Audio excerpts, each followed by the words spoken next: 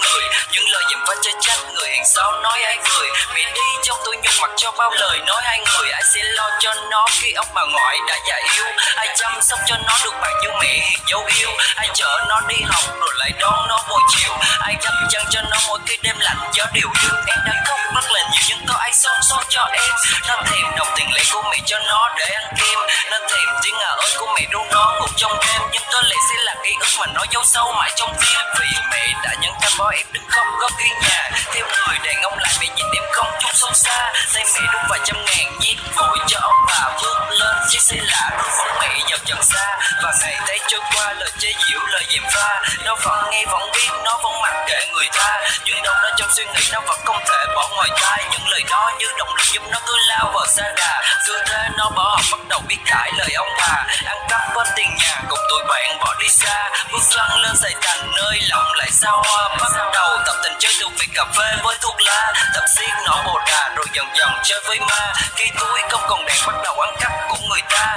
Cướp giật xin đều lập ban đâm chém với người lạ. Rồi một ngày nó đã bị bắt khi giao hàng cấm trong quán bar. Tội tuy ngang mới cần phạt là 8 năm ngồi trong nhà đá. Đôi chân như ngã quỵ không biết tới bao giờ được ra. Tương lai như kép lại chẳng biết bao giờ nó được thả. Nó được về với xã hội nó sẽ được sống như người ta.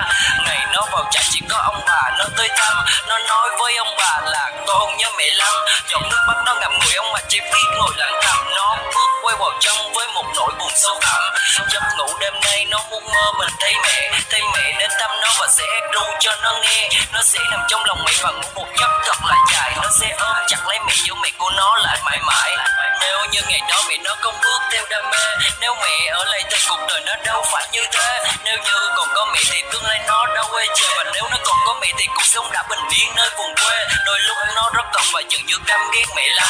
Mẹ bỏ rơi cuộc sống nó con tàu bé nhỏ như bị đắm.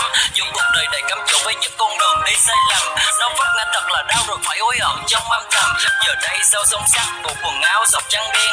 Giọt nước buồn lăn trên mắt đắp vào môi vì đắng men. Ngồi đếm những vết cắt làm nước mắt càng đắng thêm. Và đôi lúc lòng đau thắt khi hình ảnh mẹ bị lăm lem. Nó đã rất là buồn khi mà mẹ không đến thăm. Nó cứ chờ mẹ mãi chờ mẹ hoài theo tháng năm.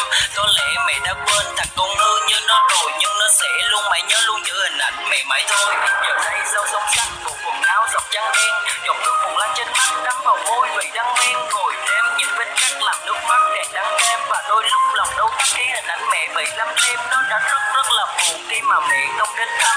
Nó cứ chờ mẹ mãi chờ mẹ hoài theo tháng năm. Có lẽ mẹ đã quên thằng con hư như nó rồi. Nhưng nó sẽ luôn mãi nhớ luôn giữ hình ảnh mẹ mãi thôi. Hình ảnh mẹ